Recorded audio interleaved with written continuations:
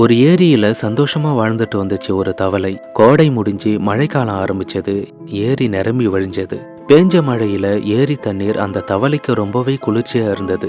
கதகதப்பான இடத்தை தேடி பக்கத்துல இருந்த ஒரு கிணத்துக்குள்ள இந்த ஏரி தவளை குதிச்சிடுச்சு. கிணத்துல இருந்த தவளைகளுக்கு இந்த ஏரி தவளை இங்க வந்தது பிடிக்கல. அதுல ஒரு பெரிய தவளை மட்டும் இந்த ஏரி தவளைய வரவேத்துச்சு.